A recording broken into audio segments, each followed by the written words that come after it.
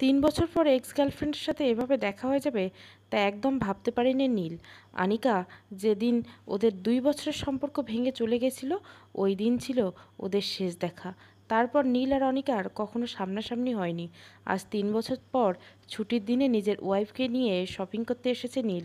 নীলের ওয়াইফের নাম তনা। তনা নীলের অতীত সম্পর্কে সব কিছু জানে, এমনকি অনিকার ব্যাপারেও প্রায় সব কিছুই জানে। ছবিতে অনিকাকে অনেকবার দেখেছে, কিন্তু বাস্তবে কখনো সামনে থেকে দেখেনি। তনা নীলের ভালোবাসার ভাগ কাউকে দিতে চায় না। অনিকার নাম শুনলে তনা অনেক আপসেট হয়ে যায়। নীলের ভিতরে একটা অজানা ভয় কাজ করে। তনা যদি অনিকাকে দেখে উল্টোপাল্টা কিছু করে বসে। তনা আর অনিকা যাতে সামনাসামনি না হয়, সেজন্য নীল তনাকে নিয়ে অন্যদিকে চলে যেতে চাইল। তনা, চলো ওই দিকে যাই। একটু দাঁড়াও তো, এই তো এখান থেকে একটু একটা হিজাব নিও। বলছি এখান থেকে চলো, হিজাবটা তো ওই দিকেও পাবে। কি হলো তোমার, হঠাৎ করে এমন করছো কেন? আজব মানুষ নিয়ে পড়লাম বাবা, কখন যে কি হয় তা আল্লাহই জানে।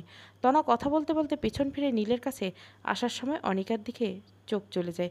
অনিকাকে দেখে এক মুহূর্তে চিনে যায়, এটাই যে ওই অনিকা যার সাথে তার হাজবেন্ড নীলের রিলেশন ছিল। তনা নীলের দিকে তাকিয়ে আছে, কিছু বলছে না। অনিকা অনেক বছর পর নীলকে দেখে তার মুখ ফিরিয়ে নেয়নি। অনিকা নীলের সামনে যাওয়ার সাহসটুকু পাচ্ছে না। কি করে নীলের সম্মুখীন হবে, যাকে একা রেখে মাঝপথে ছেড়ে চলে গেছিল? আজ ৩ বছর পর কি করে তার সামনাসামনি হবে? অনিকা ধীর পায়ে এগিয়ে আসছে নীলের দিকে। নীলের কাছে এসে ওর থেকে দুপা দূরে দাঁড়িয়ে, কেমন আছো নীল? নীল একবার তন্নার দিকে তাকিয়ে আর একবার অনিকার দিকে তাকিয়ে অনিকার প্রশ্নের উত্তর দিল, ভালো। শুধু ভালো না, অনেকটাই ভালো। ও, আমি কেমন আছি তা জানতে চাইবে না? তুমি নিশ্চয় ভালো আছো, ভালো থাকার জন্যই তো ওই দিন আমাকে ছেড়ে অন্য কারো হাত ধরে চলে গেছিলে। দেখো নীল। নীল অনিকাকে কিছু বলার সুযোগ না দিয়ে আবার বলতে শুরু করলো, যাই হোক, এসব কথা আর মনে রাখতে চাই না। তুমি এখানে কেন এসেছো? কিছু কাজে এখান দিয়ে যাচ্ছিলাম, ভাবলাম মার জন্য একটা শাড়ি কিনে নিয়ে যাই। তুমি একা আসছো? তোমার হাজবেন্ড কোথায়? তোমার সাথে আসেনি? অনেকে একটু তাচ্ছিল্য হাসি দিয়ে, আর হাজবেন্ড? আমাদের ৮ মাস আগে ডিভোর্স হয়ে গেছে। ডিভোর্স? হ্যাঁ, ও আমাকে ওর বাবা মায়ের পছন্দে বিয়ে করেছিল। প্রথমে আমাদের মাঝে সব ঠিকই ছিল, কিন্তু যতদিন যেতে লাগলো ততই আমাদের মাঝে ঝগড়া হতে শুরু করলো। ও ছোট ছোট বিষয় নিয়ে আমার সাথে কথা কাটাকাটি করতো। ও তো অনেক সময় আমার গায়ে হাত তুলছে। যাক, এসব তোমাকে বলে কি হবে? তুমি এখানে কার সাথে এসেছো? নীল তনার হাত ধরে তনাকে কাছে এনে, এ হলো তনা, আমার ওয়াইফ। অনিকা এতক্ষণ তনার দিকে খেয়াল করেনি। নীল তনাকে ওর ওয়াইফ বলার পর অনিকা এক পলক তনার দিকে তাকিয়ে তনাকে দেখে নেয়। অনিকা চুপ করে কিছুক্ষণ নীলের দিকে তাকিয়ে থেকে, বিয়ে করছো? হুম। তুমি চলে যাওয়ার পর এটা খুব ভালো কাজ করে বুঝতে পারলাম যে কারো জন্য কখনো কারো জীবন থেমে থাকে না। হুম। তনা এতক্ষণ ধরে নীরবে দাঁড়িয়ে নীল আর অনিকার সব কথা শুনছিল। তনা কাউকে কিছুই বলতে পারছে না, শুধু চুপচাপ যা হচ্ছে তা দেখে যাচ্ছে। চোখের কোনো জল চিকচিক করছে, কি একটা বাধাতে যেন জলের কণাগুলো চোখ থেকে গড়িয়ে পড়ছে না। নীল তনার দিকে লক্ষ্য করে, আচ্ছা অনিকা, তুমি থাকো, আমরা যাই। নীল এটা বলে তনার হাত ধরে অনিকার সামনে দিয়ে চলে আসলো। অনিকা চুপ করে নীলকে দেখছে। কতটা পাল্টে গেছে নীল। অনিকার প্রতি নীলের ভালোবাসা আজ শুধু ঘৃণা আর একরাশ অভিমানের রূপ নিয়েছে। নীলের এমন পাল্টে যাওয়ার কারণটা তো অনিকা নিজেই। নীল অবশ্য পাল্টাবে না কেন? অনিকা যদি নীলকে ছেড়ে গিয়ে অন্য কারোর সাথে সংসার করতে পারছে, তাহলে নীল কেন পারবে না অন্য কারোর সাথে সংসার করতে, ওর সাথে সুখী হতে? নীল ড্রাইভ করছে আর তনা পাশের সিটে চুপ করে বসে আছে। শপিং মলে তনা আর কিছুই বলেনি। গাড়িও একদম চুপ আছে। নীল অবশ্য তনার চুপ থাকার কারণটা বুঝতে পারছে। পাগলি মেয়েটা যে নীলকে অনেক ভালোবাসে। নীল যখন অনার্স ফাইনাল ইয়ারে, তখন অনিকার সাথে নীলের রিলেশন ছিল। নীলের তখনও স্টাডি কমপ্লিট হয়নি, হাতে কোনো কাজ নেই। বাবা মারা গেছে ক্লাস 9 থাকতে। একা মাকে নিয়ে ওর পরিবার। নীল বাবার থেকে বিয়ের জন্য চাপ দিচ্ছিল। ছেলে ভালো, ভালো জব, ফ্যামিলি ও হাই ক্লাস। তুমি পারবে না আমার জন্য আর কিছুদিন অপেক্ষা করতে? কিছুদিন করতে করতে তো 2টো বছর পার হয়ে গেল। আমি আর পাচ্ছি না আমার ফ্যামিলিকে মানাতে। শুনেছি বাবা মা নাকি আজ ওদের বাসায় যাবে বিয়ে দিন ঠিক করতে। তুমি এসব কি বলছো? আমাদের রিলেশনটা এভাবে মাঝপথে ভেঙে দিবে? আমার আর কিছুই করার নেই নীল। তোমাকে আমার বাবা মা মেনে নেবে না। না আছে তোমার ফ্যামিলি স্ট্যাটাস, না আছে ভালো একটা জব। ভালো একটা জবই কি তোমার কাছে আমাদের ভালোবাসার থেকে বড় হয়ে গেল? আমি তা বলছি না, আমার পক্ষে এই রিলেশনটা টিকিয়ে রাখা সম্ভব না। হঠাৎ করে কার ব্রেক করলো নীল। তনা একটু ভয় পেয়ে নীলের দিকে তাকিয়ে কার থেকে নেমে বাসায় চলে গেল। একটা সময় ছিল যখন নীলের কাছে কিছুই ছিল না, এমনকি ওর ভালোবাসাও ওর থেকে দূরে চলে গিয়েছিল। কিন্তু আজ 3 বছর পর নীলের কাছে সব আছে। নীলের ব্যবসার, শহরে কয়েকটা বাসা, গাড়ি, সবই হয়েছে তনার জন্য। তনা নীলের লাইফে না আসলে নীল আজ হয়তো কোনো ফুটপাতে পড়ে থাকতো। নীল কার থেকে নেমে বাসায় গেল। রুমে গিয়ে দেখে তনা রুমে নেই। ব্যালকনিতে গিয়েও সেখানে তনাকে পেল না। এবার একটু চিন্তিত হয়ে নীল যেই তনাকে ডাকতে গেল, তখনই তনা ওয়াশরুম থেকে বের হলো। তনা ওয়াশরুম থেকে বের হয়ে নীলকে দেখে নীলের দিকে একবার তাকিয়ে কিছু না বলে রুম থেকে বেরিয়ে গেল। নীল ফ্রেশ হয়ে নিচে গিয়ে দেখে তনা কিচেনে রান্না করছে। নীল কিচেনে গিয়ে তনাকে পেছন থেকে জড়িয়ে ধরে, কি হয়েছে আমার বউটার, এত চুপচাপ কেন? তনা নীলকে ছাড়িয়ে ফ্রিজে থেকে কিছু সবজি নিয়ে এসে কাটতে লাগলো। নীল তনার কাছে গিয়ে পেছন থেকে তনার কোমর ধরে তনাকে নিজের দিকে ফিরিয়ে একদম নিজের সাথে মিশিয়ে নেয়। এই পাগলি, কথা বলছো না কেন? তুমি চুপ থাকলে কি আমার ভালো লাগে? অনিকা যদি তোমার কাছে ফিরে আসতে চায়, তাহলে কি তুমি আমাকে ছেড়ে ওর কাছে চলে যাবে? কথাগুলো বলে তনা মাথা নিচু করে দাঁড়িয়েছে। নীল তনার কথা শুনে তনার মুখের উপর তুলে কপালে একটা চুমু খাইয়ে, তোমার কি মনে হয় আমি তোমাকে ছেড়ে যাব? তনা কান্নামাখা কণ্ঠে, তুমি যদি ভুলেও আমাকে ছেড়ে চলে যাওয়ার কথা ভাবো, তাহলে আমি আর এক মুহূর্ত বাঁচব না। তোমাকে ছাড়া আমার জীবন ভাবতে পারি না। তুমি আমাকে রেখে অনিকার কাছে যেতে চাও, তাহলে আমি নিজেকে শেষ করে দেব। প্লিজ নীল, তুমি কখনো আমাকে ছেড়ে চলে যেও না। তুমি চলে গেলে আমি মরে যাব। এবার কিন্তু বেশি বাড়াবাড়ি হয়ে যাচ্ছে। আর একবার যদি মারা যাওয়ার কথা বলো, তাহলে এখনই আমি নিজেকে শেষ করে দেব। শুধু কি তুমি একাই আমাকে ভালোবাসো? আমি কি তোমাকে ভালোবাসি না? যে দ্বিতীয়বার আমাকে বাঁচতে শিখেছে, যার জন্য আমার জীবনটা অন্ধকার থেকে আবার আলোয় ফিরে এসেছে, আমি কি করে তাকে ছেড়ে অন্য কারো কাছে চলে যাব? তনা এবার নীলকে জড়িয়ে ধরে হু হু করে কেঁদে দিল। আমি তোমাকে অনেক ভালোবাসি নীল। নীল ও তনা নিজের সাথে আষ্টেপৃষ্টে জড়িয়ে ধরে, আমিও তোমাকে, আমার পাগলি বউটাকে অনেক অনেক ভালোবাসি। তনা কান্না করে ছোট্ট বাচ্চাদের মতো মুখ বেঁকিয়ে, আমি মোটেও পাগলি না। আমি তোমাকে পাগলি বলছি? আমি তো আমার বউকে পাগলি বলছি। তোমার বউ তো আমি হই। নীল দুই হাত দিয়ে তনার মুখ ধরে, আমার বউ তুমি? আমি তো জানতাম না। তনা হেসে নীলের বুকে কয়েকটা কিল ঘুষি দিয়ে, তুমি জানতে না আমি যে তোমার বউ? দাঁড়াও, আজ তোমার একদিন কি আমার একদিন। নীল তনাকে কোলে তুলে নিয়ে তনার নাকে নাক ঘষে দিচ্ছে। এই তো এখন মনে হচ্ছে এটা যে আমার বউ। হয়েছে, এখন আমাকে কোল থেকে নামান। মিস্টার জামাই, রান্না করতে হবে, রাতে খাবেন না? এখন কষ্ট করে আমার বউটার রান্না করতে হবে না, আমি বাইরে থেকে খাবার নিয়ে আসবো। তাহলে এখন কি করবেন মিস্টার জামাই? তনা কথাটা বলে নীলের নাক টেনে দিল। নীল দুষ্টু হাসি দিয়ে বলল, এখন বউকে নিয়ে ছাদে যাব। ছাদে গিয়ে রাতের আকাশে তারা গুনবো আর রোমাঞ্চ করব। জি না মশাই, আমি আপনার সাথে তারা গুনবো না আর রোমাঞ্চ করব না, আমি তো চাঁদ দেখব। আপনি কি করবেন আর কি না করবেন তা পরে দেখা যাবে। অনিকা ছাদে রাখা দোলনাটায় হেলান দিয়ে বসে আছে আর ভাবছে, ওই দিন যদি নীলকে ছেড়ে না যেত, নীলের হাত ধরে বাকি পথটা চলতো, তাহলে আজ এমন পরিস্থিতির সম্মুখীন হতো না। নীলের ভালোবাসা দিয়ে ওর জীবন পরিপূর্ণ থাকতো। এখন তো নীলের বউ আছে, সংসার আছে। নীল ওর ওয়াইফ অনেক সুখী। অনিকা আনমনে অতীতের কিছু স্মৃতি আওড়াচ্ছে। পিছন থেকে অনিকার মা ডেকে উঠল, অনিকা, এখানে এভাবে বসে আছিস যে, কি হয়েছে রে মা? অনিকা ওর মার কথার পিছনে ফিরে, আমার জীবনে নতুন করে আর কি হওয়ার বাকি আছে মা? যা হওয়ার তা তো হয়েই গেছে। এভাবে বলছিস কেন? আমরা কি তোর খারাপ চাই? তোমরা আমার ভালো চাও, এটা তো আমার জন্য তোমাদের সবচেয়ে খারাপ চাওয়া। অনিকা, সত্য কথা কখনো শুনতে ভালো লাগে না মা। তোমরা আমার উপর একটা দয়া করো। তুমি আর বাবা আমার আর ভালো চেও না। তুই কি পারিস না নতুন করে তোর জীবনটা আবার শুরু করতে? আমি যদি বলি হ্যাঁ পারবো, তাহলে কি তোমরা নীলকে আমার লাইফে ফিরিয়ে আনতে পারবে? পারবে কি আমার জীবন আগের মতো করে দিতে? অনিকার কথা শুনে অনিকার মা চুপ করে আছে। সত্যি তো, হাজার চেষ্টা করে এখন আর অনিকার জীবন আগের মতো করে দিতে পারবে না। দেখো মা, তুমি তো আর সারা জীবন একা থাকতে পারবি না। ভেবো না মা, সারা জীবন আমি তোমাদের উপর বোঝা হয়ে থাকবো না। আমি জীবনে একা চলতে শিখে গেছি, এখন আমার আর কাউকে প্রয়োজন নেই। আমরা কি বলছি রে মা, তুই আমাদের উপর বোঝা? আমি এখানে একটা কোম্পানিতে জবের জন্য অ্যাপ্লাই করেছি। জবটা হয়ে গেলে আমি নিজেরটা নিজেই করে খেতে পারবো। অনিকা নিচে নেমে গেল। অনিকার মা মুখে আঁচল দিয়ে কেঁদেই যাচ্ছে। মেয়ের আজ এমন অবস্থার জন্য ওনারাই দায়ী। ভালো ছেলে, ফ্যামিলি, জব দেখে এক প্রকার জোর করে তখন অনিকার বিয়ে দিয়েছিল। মেয়ের ভালোর জন্য মেয়ের ইচ্ছার বিরুদ্ধে বিয়ে দিয়েছিল।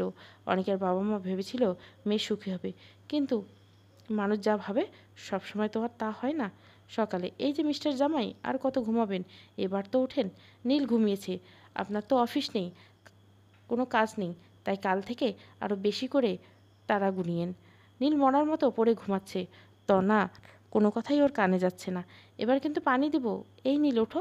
ধুর বাবা, এই নীলটা যে কত ঘুমাতে পারে। অফিস গেলে যাবে, না গেলে যাবে না, আমার কি। এই বলে তনা বেড থেকে উঠে যেতে নিচ্ছিল, পিছন থেকে নীল তনার হাত ধরে টান দিয়ে তনাকে নীলের উপর ফেলে দেয়। তনা উঠতে চেষ্টা করলে নীল শক্ত করে তনাকে জড়িয়ে ধরে। নীল করছোটা কি, ছাড়ো। হুম, সকাল সকাল এত চেঁচামেচি না করে আমার পাশে শুয়ে থাকতে প্রবলেম কি তোমার? আমি চেঁচামেচি করি? আমি এই কথাটাই বলছি নাকি? নীল মার খাবে কিন্তু। ছি ছি মেয়ে, এসব কি বলে? নিজের হাজব্যান্ডকে কেউ মেরে পাপ করবে নাকি? হাজব্যান্ডকে মারতে নেই, শুধু আদর করতে হয়। মিস্টার হাজব্যান্ড, আপনার এসব ড্রামা রাখেন আর উঠে ফ্রেশ হয়ে অফিসে যান।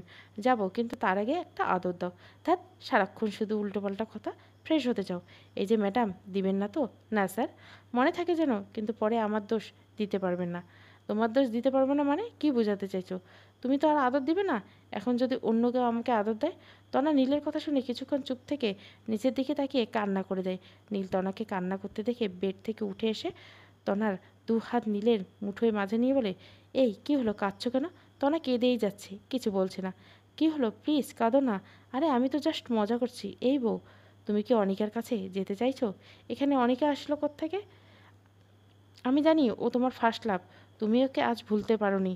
এটা বলে তনা জোরে শব্দ করে কেঁদে দিল। নীল তনার কান্না সহ্য করতে পারে না। নীল খুব ভালোভাবে বুঝতে পারছে এভাবে তনার কান্না থামানো যাবে না। মেয়েটা যে বড্ড ভালোবাসে নীলকে।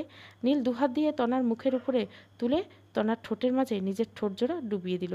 তনা নীলের থেকে নিজেকে ছাড়ানোর চেষ্টা করছে, কিন্তু নীল তনাকে ছাড়ছে না। কিছুক্ষণ পর নীল নিজের থেকে তনাকে ছেড়ে দেয়। তনা মাথা নিচু করে দাঁড়িয়ে আছে, নীলের দিকে তাকাচ্ছে না। নীল তনার গালে হাত রেখে, তুমি কেন শুধু শুধু আমার অতীতকে বর্তমানে ডেকে আনছো? অনেকে আমার অতীত, তুমি আমার বর্তমান, তুমি আমার ভবিষ্যৎ। আমি অনেকাকে ভালোবাসতাম, কিন্তু এখন আমি তোমাকে ভালোবাসি। আমি তোমাকে নিয়ে আমার বাকি জীবনটা কাটাতে চাই, তোমাকে ভালোবাসতে চাই মৃত্যুর আগ পর্যন্ত। তুমি তো বলো ফার্স্ট লাভ কখনো ভোলা যায় না। তাহলে হ্যাঁ, অনেকে আমার ফার্স্ট লাভ। আমি সত্যি ওকে ভুলতে পারতাম না যদি তুমি আমার জীবনে না আসতে। তুমি আমাকে এতটা ভালোবাসা দিয়েছো, যার কাছে আমার ভালোবাসা কিছুই না। তোমার ভালোবাসা পেয়ে কখন যে আমি অনিকাকে ভুলে গেছি তা আমি নিজেও জানি না। তনা আবার কান্না শুরু করলো। কি হলো, আবার কাঁদছো কেন? তনা নীলকে শক্ত করে জড়িয়ে আছে। আমাকে ক্ষমা করে দাও নীল। আমি জানি তুমি আমাকে ছেড়ে যাবে না। পরে আমি আমার ভয়টাকে দূর করতে পারি না। আমি বারবার তোমার অতীতকে তোমার সামনে নিয়ে এসে তোমাকে কষ্ট দেই। আমি তোমার পচাবো। তনা ছোট্ট বাচ্চাদের মতো কাঁদছে। আমি কান্না করলে কিন্তু আমাকে একদম ভালো দেখায় না। তুমি কি চাও আমি তোমার সাথে কান্না করি? তনা নীলের কথা শুনে হেসে দেয়। কান্না করলে সত্যি তোমাকে খুব বাজে লাগে। তুমি ফ্রেশ হয়ে নিচে আসো, আমি খাবার দিচ্ছি, তোমার অফিসের জন্য লেট হয়ে যাবে। নীল ডাইনিং টেবিলে খাচ্ছে। তনাও নীলের পাশে বসে আছে। কি হলো, তুমি খাচ্ছ না কেন? আমার খেতে ভালো লাগছে না। সব কিছু কেমন লাগে, খেতে ইচ্ছে হয় না। খেতে ইচ্ছে হয় না? কি হয়েছে তোমার? তোমার শরীর ঠিক আছে? আগে আমাকে কিছু বলোনি। চলো এখন ডক্টরের কাছে যাই। আরে মিস্টার জামাই, এত ব্যস্ত হচ্ছেন কেন? আমার কিছুই হয়নি, কিছু হয়নি। বললাম তো আজ নীল একটু আমাদের বাসায় নিয়ে যাবে? আমরা তো আমাদের বাসায় আছি। আরে বুদ্ধু, আমাদের বাসা মানে আমার বাবার বাসায়। ও যাব, ঠিক আছে, কিন্তু তুই ওখানে থাকতে পারবে না। আমার সাথে যাবে, আবার আমার সাথে চলে আসতে হবে। তো না, নীলের দিকে চোখগুলো বড় বড় করে তাকিয়েছে। মিস্টার নীল, বিয়ের পর কয়দিন আমাকে বাবার বাসায় গিয়ে থাকতে দিয়েছেন? নীল মাথা নিচু করে মাথা চুলকাচ্ছে। তুমি তো জানোই তোমাকে না দেখে আমি এক মুহূর্ত থাকতে পারি না। কিছুক্ষণ তোমাকে না দেখলে আমার নিঃশ্বাস বন্ধ হয়ে যায়। হুম নিশ্চয়। তাই তো অফিসে গেলে আপনার কাজগুলো পেলে আমার কথা মনে থাকে না। ফোন দিলে শুধু কাজ আর কাজ করেন। জি না মিসেস, আপনাকে আমি কখনো ভুলি না। আপনি সবসময় আমার মনের মাঝে থাকেন। আমার তো মনে হয় তোমার কাজ আমার থেকে তোমার কাছে বেশি ইম্পর্টেন্ট। এই পৃথিবীতে তোমার থেকে ইম্পর্টেন্ট আমার কাছে কিছুই নেই। তোমার বাবা আমার উপর কতটা বিশ্বাস করে এসবের কিছু দায়িত্ব আমাকে দিয়েছেন। এখন যদি আমি কাজ না করে শুধু বউ বউ করি, তাহলে এগুলো কে দেখবে? হয়েছে, আর চাপা মারতে হবে না। আর কত খাবেন? এখন উঠেন, আমি বাবার বাসায় যাব। আমি তো কিছুই খেলাম না। কি কি কি এতক্ষণ আপনি খাইছেন? আমি খাইছি? রাক্ষসিনীর মতো আমার হাত পা চেটে খেয়েছেন। তনা যখন নীলের সাথে কথা বলছিল তখন নীল তনাকে খাইয়ে দিচ্ছিল। তনা নীলের সাথে কথা বলতে বলতে এতই ব্যস্ত ছিল যে কখন তনা খেয়াল ছিল না। এটা চিটিং, তুমি আমাকে চিটিং করে খাইয়েছ। হ্যাঁ ম্যাডাম, চিটিং। আমি চিটিং কারো উপকার হলে খাবারগুলো কার পেটে গেল? আমি কিছু জানি না, তুমি আমার সাথে চিটিং করছো। নীল তনাকে কিছু বলতে যাবে তখনই নীলের ফোন বেজে উঠল। নীল ফোন হাতে নিয়ে দেখে অফিস থেকে পিএ কল দিছে। হ্যাঁ জাহিদ বলো। স্যার, আজকে জবের জন্য ইন্টারভিউ নেওয়ার কথা ছিল তো, আপনি এখন অফিসে আসলেন না, আজকে ইন্টারভিউ নেবেন? জাহিদ, আমি আজ অফিসে আসতে পারবো না, তুমি ওদিকটা সামলাও, আজকে ইন্টারভিউ তুমি নিও, আর কোনো সমস্যা হলে আমাকে ফোনে জানিও। আচ্ছা স্যার, রাখছি তাহলে। আজ তুমি অফিসে যাবে না? না কেন? কেন কি, তুমি না একটু আগে বললে তোমার বাবার বাসায় যাবে? তুমি আমাকে বাসায় দিয়ে অফিসে চলে যাও। ম্যাডাম, আমি তোমাকে ওখানে রেখে অফিসে যাই আর তুমি আজ বাবার বাসায় থেকে যাও, এসব হবে না। আমি তোমাকে সাথে নিয়ে যাব, আবার সাথে করে নিয়ে আসব। কলিং বেল বাজার শব্দ শুনে নাজমা চৌধুরী রুম থেকে বের হয়ে এসে মেইন ডোর খুলে দেয়। দেখে তনা নীল দাঁড়িয়ে আছে। তনা ওর আম্মুকে দেখার সাথে সাথে আম্মু বলে জড়িয়ে ধরে। তোরা এসে গেছিস, ভেতরে আয়। নীলের বাবা, ভেতরে এসো। আসসালামু আলাইকুম আম্মু, কেমন আছেন? ওয়ালাইকুম সালাম বাবা, ভালো আছি। তোমরা কেমন আছো? তনা, তুই যে নীলকে নিয়ে আসবি তা জানাসনি কেন? আমি তোদের জন্য রান্না করে রাখলাম, রাখো তো তোমার রান্না। কতদিন পর বাসায় আসলাম, আব্বু কোথায়? এই টাইমে তোর আব্বু কোথায় থাকবে? আমি আসবো জেনেও আব্বু এখনও আসেনি? পেছন থেকে আজাহার চৌধুরী, মানে তনার আব্বু, এই তো আমি এসে গেছি। আমার মামুনিটা বাসায় আসবে আর আমি অফিসে করব, তা কী করে হয়? আব্বু তুমি অনেক পচা, একটা দিনও আমাকে দেখার জন্য আমার বাসায় যাওনি। রাগ করেন মামুনি, অফিসের কাজ ছেড়ে সময় হয়ে ওঠে না। আমি তো নীলকে বলে দিয়েছি তুমি যখন চাইবে তখনই যেন তোমাকে এখানে নিয়ে আসে।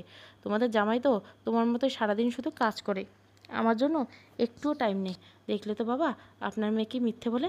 এই তো এদিন অফিস কামাই করে ওকে নিয়ে ঘুরতে বেরোলাম, কত জায়গায় ঘুরলাম, কত শপিং করলাম, আর আজ বলছে ওকে আমি টাইম দিই না। তোমরা সবাই পছা, সবাই শুধু কাজ আর কাজ। এত কাজ করে কী হবে? আমি আমার রুমে গেলাম, কতদিন ধরে আমার রুমে যাই না। ব্যালকনিতে রাখা আমার গোলাপ গাছগুলো কেমন আছে তাও দেখায় না।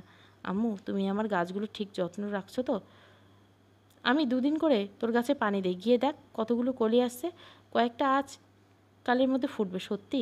আমি এসে আসছি। তনা দৌড়ে সিঁড়ি বেয়ে উপরে উঠে রুমে গেল। তনার মা পিছন থেকে তনাকে ডেকে যাচ্ছে, আসতে যা, পড়ে যাবি তো। আর নীলকে সাথে করে তোর রুমে নিয়ে যা। দেখেছো মেয়েটা কি পাগল, জামাইকে একা রেখে উপরে চলে গেল। সমস্যা নেই আম্মু, আমি এখন রুমে যাব না, আমার একটু কাজ আছে। সে কি, তুমি চলে যাবে? না না, এখন কোথাও যাওয়া চলবে না, কাজটা সেরে আবার চলে আসবে। আমি কিন্তু তোমার পছন্দের রান্না করব। আমি জানি তো আম্মু, আপনি প্রতিবারে আমার পছন্দের সব রান্না করেন, আমি কি মায়ের হাতে রান্না মিস করতে পারি? কাজ সেরে একসাথে সবাই লাঞ্চ করব। আচ্ছা তাহলে তাড়াতাড়ি আসবে। নীল চলে গেলে তনার আম্মু তনার আব্বুকে বলছে, দেখলে ছেলেটা কত ভালো। সত্যি নীলের মতো ছেলে হয় না। প্রথমে আমি ওকে বুঝতে ভুল করেছিলাম, এখন ঠিকই বুঝছি আমাদের মেয়ের পছন্দ খারাপ হতে পারে না। এটা আমি এখন প্রমাণ পাচ্ছি। মা হারা ছেলেটার জীবনে কতই না কষ্ট করছে, এত কিছুর পরে সবসময় মুখে হাসি লেগেই থাকে। আর সবচেয়ে বড় কথা হলো আমাদের মেয়েকে অনেক ভালোবাসে। তোমার মেয়েটাই সব আবদার হাসি মুখে মেনে নেয়। আমাদের তো না ভাগ্য করে নীলের মতো ছেলেকে স্বামী হিসাবে পেয়েছে। দুপুরে সবাই একসাথে ডাইনিং টেবিলে বসে লাঞ্চ করছে। তনার বাবা আর নীলের বিজনেস নিয়ে নানান কথা বলে যাচ্ছে। তনা ওসবে কান না দিয়ে চুপচাপ নিজের মতো খেয়ে যাচ্ছে। নীল তনার দিকে লক্ষ্য করে, তনা তো সকালে খেতে চাইছিল না, সব কিছু নাকি তোমার কাছে বাজে লাগে, খেতে ইচ্ছে হয় না। এখন তো দেখছি রাক্ষসীদের মতো সব কিছু তুমি একাই খেয়ে যাচ্ছ। তুমি আর একবার আমাকে রাক্ষসিনী বললে তোমার সামনে দুটো দাঁত ভেঙে দিব, তখন আর কারো সামনে কথা বলতে পারবে না। দেখলে তো আম্মু, আপনার মেয়ে কতটা গুন্ডি, সারাক্ষণ শুধু আমাকে মারার কথা বলে। তনা, এসব কি কথা? নিজের স্বামীকে কেউ মারে নাকি? তনার আম্মু, আম্মু তুমি দেখলে না নীল আমাকে কেমন রাক্ষসিনী বলে। বাসায় নিজে রান্না করি, নিজের রান্না খেতে ভালো লাগে না, আর আমি তো ভালো করে রান্না করতে পারি না, তাই সব কিছু কেমন বাজে লাগে। তাহলে স্বীকার করলে তো তুমি রান্না যে বাজে। রাগ দেখালে কি সত্য পাল্টে যাবে? আম্মু, আপনার মেয়ের হাতে ওসব বাজে রান্না খেতে খেতে আমার রুচি নষ্ট হয়ে গেছে। কতবার বলছি একটা কাজের লোক, কিন্তু কে শুনে কার কথা না, পাকনামি করে সব কাজ একা করতে যায়। আমার যে মেয়েটা এক গ্লাস পানি নিজে নিয়ে খেত না, সে কিনা একা বাসার সব কাজ করে, আর কাজের লোকও রাখতে দেয় না। তনার আব্বু, কাজ করে না আব্বু, সব কাজ উল্টোপাল্টা করে, কোনো কাজ ঠিকভাবে হয় না। নীল একটু বেশি বলছো না? আচ্ছা এবার থেকে বাসার সব কাজ তোমাকে দিয়ে করাবো, দেখবো তুমি কতটা কাজ পারো। এই তোরা থামবি? তনা নীলকে চিংড়ি মাছটা দে তো। নীল তোমার পছন্দের চিংড়ি মালাইকারি করেছে, খেয়ে দেখো তো কেমন হয়েছে। আম্মুর হাতে রান্না কি আর খারাপ হতে পারে? শুধু আম্মুর মেয়ের হাতের রান্নাই ভালো না। নীল, আচ্ছা নীল, রাফসান সাহেবের সাথে তোমার ওই ডিলটার কী হয়েছে? আব্বু, ওই ডিলটা গত মাসে ফাইনাল করে ফেলেছি। ও, আমার এখন বয়স হয়েছে, সব কিছু ঠিক সামলাতে পারি না। তুমি না থাকলে যে আমার বিজনেস কোথায় যেত তা আল্লাহ জানে। তুমি নিজের কোম্পানিগুলোর সাথে সাথে যেভাবে আমার কোম্পানিটা সামলাও, তোমার জায়গায় অন্য কেউ থাকলে তা পারত না। আপনি যদি আমার উপর আস্থা না রেখে আমাকে আপনার কোম্পানিগুলোর দায়িত্ব না দিতেন, তাহলে আমার পক্ষে এসব কিছুই করা সম্ভব হতো না। আমার বলতে তো আমার কাছে কিছুই ছিল না, এখন তো সব কিছু হয়েছে আপনার জন্য। সব আমার জন্য হয়নি। আমি তোমাকে যা যা দিচ্ছি, তুমি তোমার বুদ্ধি আর পরিশ্রম দিয়ে তা দ্বিগুণ গড়ে তুলেছ। তোমার কোম্পানির সাথে আমার কোম্পানিগুলো চূড়ান্ত সীমানায় পৌঁছে নিয়েছে। শহরের সকল কোম্পানিগুলোর মাঝে আমাদের কোম্পানি 1 নম্বর পজিশনে। এসব তো তোমার জন্যই সম্ভব হয়েছে। খেতে বসে কি শুরু করলে তোমরা? তোমাদের যত কাজের কথা আছে তা কি খাওয়া বসলেই মনে পড়ে? নীল কতদিন পর আমাদের বাসায় আসছে, এখন খেতে বসে ছেলেটাকে শান্তি দিচ্ছ না। এখানে তো বিজনেসের কথা টেনে নিয়ে আসছো। তনার আম্মু। তনা কিছু বলছে না, কারণ তনা জানে ওর বাবা আর নীল একসাথে হলে ওখানে বিজনেস থাকবে। আম্মু কিছু বলো না, শহরে বিশিষ্ট দুজন বিজনেসম্যান কথা বলছে, ওদের ডিস্টার্ব করো না তো। ঠিক বলছিস, ওদের দুজনের সামনে থেকে খাবার প্লেটগুলো নিয়ে কিছু ফাইল রেখে দেই, তাহলে তো ওদের পেট ভরে যাবে। তনার আম্মু। একদম ঠিক, তবে দেরি কিসে, তাই করো। আর কিছু বলবো না আমি, তাহলে তোমার শাশুড়ি আমাকে না খাইয়ে রাখবে। শুধু আপনাকে না আব্বু, আপনার মেয়ে আমাকেও না খাইয়ে রাখবে। শুধু না খাইয়ে রাখলে তো ভালো হবে। আপনার মেয়ে দেখা গেলো জোর করে আমাকে ভাতের বদলে কিছু ফাইল খাইয়ে দিচ্ছে। আইডিয়াটা তুমি খারাপ দাওনি নীল। এরপর থেকে খাবার টেবিলে বসে কাজের কথা বলে ভাতের বদলে ফাইল খেয়ে রাখবো। দেখেছেন আম্মু, দেখেছেন আব্বু, কি ডেঞ্জারাস মেয়ে আপনাদের। শ্বশুর শাশুড়ির সামনে আমাকে কীভাবে থ্রেট দিচ্ছে। নীল, অনেক কথা বলেছ, আজ ভালো হবে না বলে দিচ্ছি। তোরা আবার শুরু করছিস? বাচ্চা নাকি তোরা, সারাক্ষণ ঝগড়া করতে থাকিস। তনার আম্মু। আমি কিছুই করি না আম্মু। তনা। আমিও কিছুই করি না আম্মু। নীল। তোরা কেউ কিছু করিস না। তনা, আজ থাকবি নাকি প্রতিবারের মতো এবারও চলে যাবি? তনার আম্মু। থাকবো আম্মু। তনার কথা শুনে নীল তনার দিকে তাকালো, কিন্তু তনা অন্যদিকে তাকিয়েছে। নীলের দিকে একবারও তাকাচ্ছে না। নীল ডাইনিং টেবিলের নিচ দিয়ে তনার বাম হাত দিয়ে তনার হাত চেপে ধরল। নীল তনার হাত ধরায় তনা নীলের দিকে প্রশ্নসূচক দৃষ্টি নিয়ে তাকালো। নীল তনার কানের কাছে গিয়ে বিড়বিড় করে বলতে লাগলো, ম্যাম, কী কথা ছিল? আমি কিন্তু এটা বলে এখানে নিয়ে আসছিলাম যে তুমি আমার সাথে চলে যাবে। কথা তো তাই ছিল, কিন্তু এখন আর আমি যাব না। খুব বেশি কথা বলছো। আর কি কি বলছো? আমার রান্না বাজে। আমার রান্না খেয়ে তোমার রুচি নষ্ট হয়ে যাচ্ছে, তাই না? তাহলে কিছুদিন এখানে থেকে আম্মুর হাতে রান্না খাও। কিছুদিন কেন, আমি তো ভাবছি এখান থেকে আমি এখানেই থাকবো। তনা, কি হয়েছে? কি বিড়বিড় করছিস তোরা? তনার আম্মু। আসলে আম্মু, তনা বলছে ও নাকি বাসায় চলে যাবে। নীলের কথা শুনে তনা রাগীভাবে নীলের দিকে তাকালো। নীল তনাকে কিছু বলার সুযোগ না দিয়ে নীল আবারও বলতে শুরু করলো, আম্মু, কাল আমার অফিসে ইম্পর্টেন্ট একটা মিটিং আছে তো, তাই আর কি। তনা নীলের হাতে জোরে চিমটি দিয়ে নীলের কানে গিয়ে বলল, কাল তোমার কোনো ইম্পর্টেন্ট মিটিং আছে? বলুন তো, একটু শুনি। আম্মু আব্বুর সামনে মিথ্যে বলছো কেন? আরে জান, বাসায় তোমার জন্য একটা সারপ্রাইজ আছে। আজ তুমি বাসায় না গেলে সারপ্রাইজটা কী করে দিব বলো তো? কিসের সারপ্রাইজ? তুমি সত্যি বলছো তো? বউ, একদম সত্যি। এখন প্লিজ আব্বু আম্মুকে বুঝাও আর বাসায় চলো। আচ্ছা। তনা ওর আব্বু আম্মুকে উদ্দেশ্য করে বলল, আব্বু আম্মু, আজ থাকতে পারবো না। কাল নীলের একটা মিটিং আছে, আর এখান থেকে ওর অফিস অনেকটা দূরে। কাল যদি অফিস যেতে না পারে তাহলে অনেক বড় লস হয়ে যাবে। তাই আজ বাসায় চলে যাই, অন্য কোনো দিন এসে থাকবো। নীল তনার দিকে তাকিয়ে মনে বলছে, ইস, আমার বউটা কত বুদ্ধিমতী, কত সুন্দর করে বানিয়ে বানিয়ে আব্বু আম্মুর কাছে মিথ্যে বলল। সন্ধ্যায় নীল আর তনা ওর বাবা মার থেকে বিদায় নিয়ে নিজেদের বাসার উদ্দেশ্যে রওনা দিল। নীল কার ড্রাইভ করছে, তনা পাশের সিটে বসে আছে। নীল ড্রাইভ করতে করতে সামনের দিকে তাকিয়ে, কি হলো, চুপ আছো যে? মা বাবাকে ছেড়ে আসতে খারাপ লাগছে? তা তো একটু লাগছে, কিন্তু আমি এটা ভাবছি তুমি আমাকে কী সারপ্রাইজ দিবে। ও আচ্ছা, আচ্ছা, তোমার সারপ্রাইজটা কী গো? বুদ্ধু বউ আমার, সারপ্রাইজটা কি তা বলে দিলে কি সারপ্রাইজের সারপ্রাইজ থাকবে? কিন্তু আমার তো জানার খুব ইচ্ছে করছে, বলো না প্লিজ। জি না ম্যাম, বাসায় গিয়ে দেখতে পারবে। নীল আর তনা বাসায় এসে গেছে, দুজনে অনেক টায়ার্ড। তনা রুমে এসে সোজা গিয়ে বেডে শুয়ে পড়লো। নীল একটু পরে রুমে এসে দেখে তনা শুয়ে আছে। নীল গিয়ে তনার পাশে শুয়ে পড়ে। তনা, এই তনা, খারাপ লাগছে? না, শুধু একটু মাথা ব্যথা করছে। ফ্রেশ হয়েছে? না, এমনিতে মাথা ব্যথা, তার উপর ফ্রেশ হও নেই, আরও খারাপ লাগবে তো। যাও ফ্রেশ হয়ে এসো, দেখবে ভালো লাগবে। তনা চুপ করে নীলের কথা শুনছে, একটুও বলছে না। তনা একটু জার্নি করতে পারে না, কোথাও বের হলে তনার একটু মাথা ব্যথা হয়ে যায়। নীল বুঝে গেছে এখন তনাকে হাজার বললেও ও কোনো লাভ হবে না, তাই নীল আর কিছু না বলে তনাকে কোলে তুলে নিয়ে সোজা ওয়াশরুমের দিকে ঝর্ণা ছেড়ে দিল। নীল তনাকে কোলে নিয়ে ঝর্ণার নিচে দাঁড়িয়েছে। দুজনে পুরো ভিজে গেছে। তনা নীলের কোল থেকে নামার চেষ্টা করছে কিন্তু পারছে না। তনা অবশেষে হাত পা ছুটতে শুরু করে দিল। নীল করছোটা কি? ভিজে গেলাম তো। এই রাতের বেলা এভাবে কেউ ঝর্ণার নিচে দাঁড়িয়ে থেকে? তোমার তো ঠান্ডা লাগবে, সাথে আমারও। কি করব, তুমি ফ্রেশ না হয়ে শুয়ে গেলে যে। তাই বলে আর কিছু না।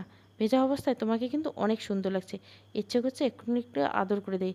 আর কিছুক্ষণ এভাবে থাকলে আমি কিন্তু নিজেকে কন্ট্রোল করতে পারবো না। এখানে কিন্তু রোমান্স শুরু করে দেবো। নীল, তুমি দিন দিন বড্ড দুষ্টু হয়ে যাচ্ছ। যেখানে সেখানে তোমার রোমান্স করতে ইচ্ছে হয়। অসভ্য হচ্ছে কেন? রাতের বেলা ঝর্ণার নিচেও নাকি ওনার রোমান্স করতে ইচ্ছে হয়। কি রোমান্টিক বর আমার! কি করব, এত কিউট একটা বউ থাকলে হাজব্যান্ড রোমান্টিক না হয়ে কী পারে? হয়েছে, এবার নামাও আমাকে। ভেজা শরীরে থেকে জ্বর আসলে ডাক্তার এত বড় বড় ইঞ্জেকশন আমি নিতে পারবো না।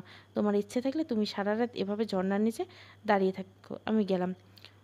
তনা নীলের কোল থেকে নেমে ভেজা কাপড়ে দৌড়ে রুমে চলে আসলো। তনা শাড়ি আর পানি পরে ফ্লোরে অনেকটা অংশ ভিজে গেছে। নীল তনার পেছনে দৌড়ে এসে ফ্লোরে পা পিছলে নিচে পড়ে গেল। তনা নীলকে নিচে পড়ে অবস্থায় দেখে জোরে জোরে হাসতে লাগলো। এ মা, মিস্টার নীল, আপনি তো দেখছি হাঁটতেও শিখেন নেই, ছোট্ট বাচ্চাদের মতো যেখানে সেখানে পিছলে পড়ে যান। বড্ড লাগলো বুঝি? ইস, মনে হচ্ছে কোমরটা ভেঙে গেছে। অনেক হাসি পাচ্ছে তাই না? আচ্ছা ঠিক আছে, দাঁড়াও তুমি। নীল উঠতে নিলে তনা দৌড়ে বেডের উপরে ওঠে। নীলও উঠে তনার পিছনে দৌড় দেয়। দুজনে ভেজা কাপড়ে পুরো রুম দৌড়াচ্ছে। নীল ওর কেবিনে বসে কিছু ফাইল দেখছিল। এমন সময় দরজার সামনে কেউ বলে উঠল, may I come in sir? Neel নিচের দিকে তাকিয়ে ফাইল দেখতে দেখতে বলল, ইয়েস কাম। নীল পুরো মনোযোগ দিয়ে ফাইল দেখছিল, যার ফলে ভেতরে কে আসলো তা খেয়াল করেনি। অনিকা প্রথমে জানতো না এটা যে নীলের কোম্পানি। জানলে হয়তো জবটা করতো না। অনিকা ভেতরে এসে নীলকে দেখে অবাক হয়ে দাঁড়িয়েছে। নীল এখনও অনিকাকে দেখে নেই। Sit down please. অনিকা কিছু বলছে না। বলছে না বলে ভুল হবে, কিন্তু বলার শক্তিটুকু পাচ্ছে না। যে নীলের কোনো জব ছিল না বলে অনিকাকে ছেড়ে চলে গেছিল, আজ অনিকা সেই নীলের কোম্পানিতে জব করতে আসছে। সামনে জন কিছু বলছে না দেখে নীল ফাইলটা রেখে, কী কাজে আসছেন তা বলেন। সময় নষ্ট করা আমি একদম পছন্দ করি না। এটা বলে নীল সামনের দিকে তাকিয়ে অনিকাকে দেখে। নীল অবশ্য অনিকাকে এখানে দেখে একদম অবাক হয়নি, কারণ কালকে ইন্টারভিউতে কী কী হয়েছে তা নীল আগেই সিসিটিভি ফুটেজে দেখে নিয়েছে। এমনকি নীল ওর পিএকে ফোন দিয়ে অনিকাকে জবটা দিতে বলেছিল। নীল চায় অনিকা দেখুক যাকে বেকার বলে অবহেলা করে ছেড়ে গিয়েছে, আজ সে কত বড় পজিশনে আছে। নীল অনেক স্বাভাবিকভাবে, সো মিস অনিকা, দাঁড়িয়ে আছেন কেন, বসুন। অনিকা নীলের দিকে অবাক চোখে তাকিয়ে বলে, নীল তুমি? নীল একটু হেসে, আমার কোম্পানি, আমার কেবিন, আমি থাকবো না? এটা তোমার কোম্পানি? কেন আগে জানতেন না? যাই হোক, এসব বাজে কথা বলে সময় নষ্ট করার কোনো মানে নেই। আপনার কাজ কি কি তা বুঝে নিচ্ছেন তো? অনিকা যতই নীলকে দেখছে ততই অবাক হচ্ছে। কত পাল্টে গেছে নীল। তুমি আমাকে আপনি করে বলছো? আমি আপনার বস আর আপনি আমার অফিসের একজন কর্মচারী, এর বেশি তো আমাদের মাঝে কোনো সম্পর্ক নেই। তাহলে আমি আপনাকে তুমি করে বলার তো কোনো প্রশ্নই আসে না। আর আমি যেহেতু আপনার বস, তাই আপনি আমাকে তুমি করে বলতে পারেন না। বসকে তুমি করে বলাটা মানায়? একজন বসের কর্মচারী, এর থেকে বেশি আমাদের মাঝে আর কোনো সম্পর্ক নেই। আছে কি নাই তা আমার থেকে ভালো আপনি বলতে পারেন মিস অনিকা। তুমি কি সত্যি আগের সব কিছু ভুলে গেছো? আমাকে কি পুরোপুরি তোমার মন থেকে মুছে দিতে পেরেছো? উফ, ডোন্ট টক টু রাবিশ। চুপচাপ জব করতে হলে করো, নয়তো যেতে পারো। কি মনে হয় তোমার আমি আজও তোমাকে ভালোবাসি? ফর ইয়োর কাইন্ড ইনফরমেশন, এটা জেনে রাখো, তুমি যদি ভাবো আমি এখনও তোমাকে ভালোবাসি, ওটা শুধু তোমার ভুল ধারণা। আমার বউ আছে, সংসার আছে, আর আমি তনাকে খুব ভালোবাসি। এখন আমার সবটা জুড়ে শুধু তনার অস্তিত্ব, আর কারো না। নীলের কথা শুনে অনিকার চোখ ছলছল করে। অনিকা চুপ করে সবগুলো শুনছে। আমি জানি নীল, তুমি তোমার ওয়াইফকে নিয়ে অনেক সুখে আছো। সত্যি বলছি, আমি যদি আগে জানতাম এটা তোমার কোম্পানি, তাহলে আমি এখানে জবের জন্য আসতাম না। আমি চাই না আমার জন্য তোমার প্রবলেম হোক, আমার উপস্থিতি তোমাকে বিরক্ত করুক। আমি এই জব ছেড়ে যাব, তুমি চিন্তা করো না। তোমার জন্য আমার প্রবলেম হবে? তোমার উপস্থিতি আমার বিরক্ত করবে? এসব বলতে তুমি কি বোঝাতে চাইছো? তুমি কি সত্যি বুঝতে পারছো না এই নীল আর আগের নীল নেই? এই নীল আগের নীলের মধ্যে কতটা ডিফারেন্স, তা কি সত্যি তুমি দেখতে পাচ্ছ না? আগে যে নীল ছিল সে অনিকা নামের মেয়েটিকে নিজের থেকে বেশি ভালোবাসতো। মেয়েটির একটু অবহেলা সহ্য করতে পারতো না, এমনকি মেয়েটিকে ছাড়া বাঁচার কথা কল্পনাও করতে পারতো না। বোকা ছিল আগের নীল, যে ভাবতো তার ভালোবাসা কোনোদিন তাকে ছেড়ে যাবে না। আর এখনকার নীল অনিকা বলে কাউকে চিনে যায় না। এই নীলের কাছে ওর বউ ওর পুরো পৃথিবী। আগের নীলের কাছে কিছুই ছিল না, কিন্তু এই নীলের কাছে বাড়ি গাড়ি সম্পত্তি টাকা পয়সার কোনো কিছুর অভাব ছিল না। অনিকা নীলের কথা শুনে কান্না করে দিচ্ছে, চোখের পানিগুলোকে কোনোভাবে আটকে রাখতে পারছে না। অনিকা খুব ভালো করে বুঝতে পারছে নীলের উপর অনেক অভিমান করে আছে। সময়ের সাথে সাথে অভিমানগুলো রাগ ঘৃণায় পরিণত হয়ে গেছে। এখন অনিকার প্রতি নীলের কোনো ভালোবাসা নেই, যা আছে তা হলো রাগ আর ঘৃণা। নীল আবার বলতে শুরু করলো, তুমি চাইলে এই জব ছাড়তে পারবে না। আমাদের কোম্পানির কিছু রুলস আছে। সব রুলসগুলোর মধ্যে একটা হলো, কেউ জব নিলে সে 1 বছর আগে কোনোভাবেই জব ছাড়তে পারবে না। যদি সে জব ছেড়ে দেয় তাহলে তার কোম্পানিকে 5 লক্ষ টাকা দিয়ে জব ছাড়তে হবে। আর আমার কোম্পানির তোমার জবটা করাটা আমার কাছে কোনো ম্যাটার না। বাকি 5 জনের মতো তুমি আমার কাছে এরকমই। নীল আরও কিছু বলতে যাবে, তখনই ওর ফোন বেজে ওঠে। ফোন হাতে নিয়ে দেখে তনা কল করেছে। নীল ফোনটা রিসিভ করে, হ্যাঁ তনা বলো। তনা ফোনের ওপাশ থেকে বলে, নীল তুমি এক্ষুনি বাসায় আসো। কেন, কী হয়েছে? তুমি তাড়াতাড়ি বাসায় আসো। তনার হঠাৎ এমন ব্যাপারে নীল অনেক ভয় পেয়ে গেল। নীল ভাবছে তনার কিছু হলো না তো? তনা তো কখনো এমন করে না, আজ কী হলো ওর? নীল আরও কিছু বলার আগে তনা ফোনটা কেটে দিল। নীল আবার তনাকে ফোন করলো, কিন্তু তনার ফোন সুইচ অফ। নীল আর কিছু না বলে দৌড়ে কেবিন থেকে বের হয়ে আসলো। অনেকে এখনও আগের মতোই দাঁড়িয়ে আছে। তনার ফোন আসাতে নীল কতটা ব্যস্ত হয়ে গেল, কতটা কেয়ার নীলের চোখে। অনিকার চোখ দিয়ে এখনও অনবরত পানি পড়ছে। অনিকার চোখের সামনে নীলের আজ অন্য কাউকে পাগলের মতো ভালোবাসা, তা অনিকা মেনে নিতে পারছে না। নীল খুব দ্রুত ড্রাইভ করে বাসায় চলে আসছে। বাসায় আসার পর দেখে মেইন ডোর খোলা। নীল ভেতরে গিয়ে তনাকে ডাকতে শুরু করে, কিন্তু তনার কোনো সাড়া শব্দ নেই। সবগুলো রুম খুঁজতে পড়ে তনাকে পেল না। নীল চিৎকার করে তনাকে ডাকছে, তনা কোথায় তুমি? তনা প্লিজ কথা বলো, কোথায় তুমি? নীল আর কিছু ভাবতে পারছে না, হাঁটুগুলোর ফোল্ডে বসে পড়ে। নীল তনার নাম ধরে জোরে জোরে চিৎকার করে কাঁদছে। এমন সময় নীলের ফোন বেজে উঠল। কে ফোন দিয়েছে তা না দেখে নীল ফোন রিসিভ করলো। ওপাশ থেকে, এই নীল কোথায় তুমি? কখন আসতে বলছি, এখনও আসছো না কেন? ফোনের ওপাশ থেকে তনার কথা শুনে নীল জীবন ফিরে পেল। নীল কিছুটা শান্ত হয়ে, আমি তো বাসায়, তুমি কোথায়? বুদ্ধু তুমি বাসায় কী করো? ছাদে আসো তাড়াতাড়ি। আচ্ছা আসছি, একটু ওয়েট করো। নীল এক দৌড়ে ছাদে চলে যায়।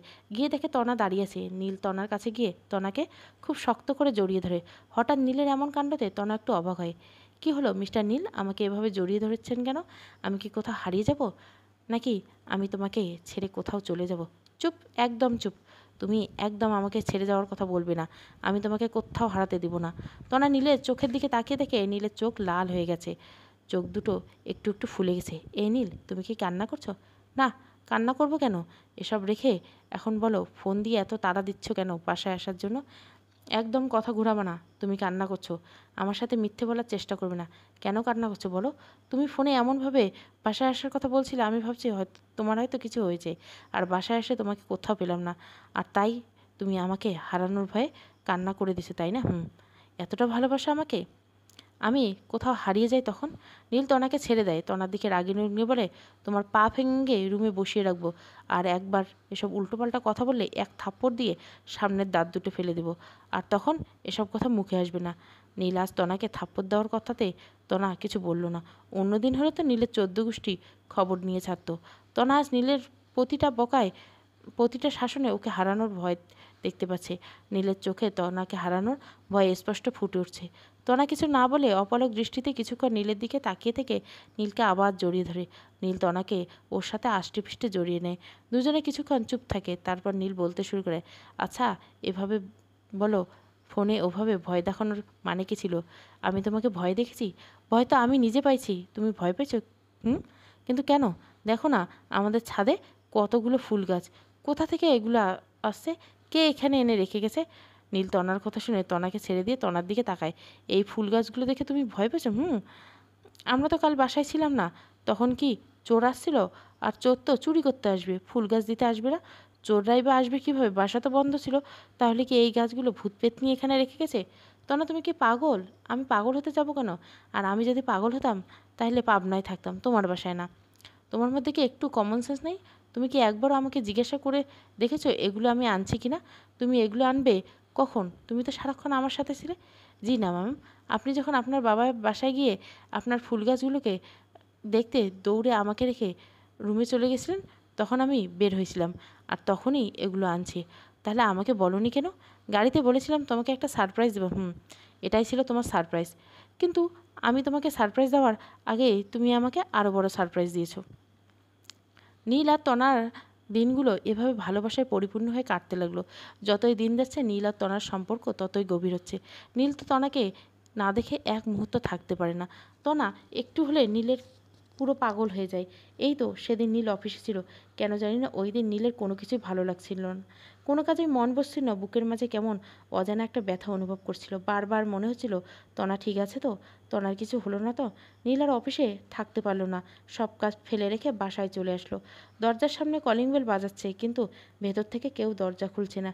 নীলের ভয়টা আরও বাড়তে লাগলো। কিছুক্ষণ কলিং বেল বাজানোর পর যখন ভেতর থেকে কোনো সাড়া শব্দ পাচ্ছে না, তখন নীল বাধ্য হয়ে দরজা ভেঙে ভেতরে ঢুকলো। নীল ভেতরে এসে দেখে তনা ফ্লোরে পড়ে আছে। নীল তনা বলে দৌড়ে এসে তনাকে কোলে নিয়ে উপরের রুমে নিয়ে গেল। নীল কিছু না ভেবে ডক্টরকে ফোন দিয়ে আসতে বলে। কিছুক্ষণ পর ডক্টর তনার পাশে বসে তনাকে চেক আপ করছে।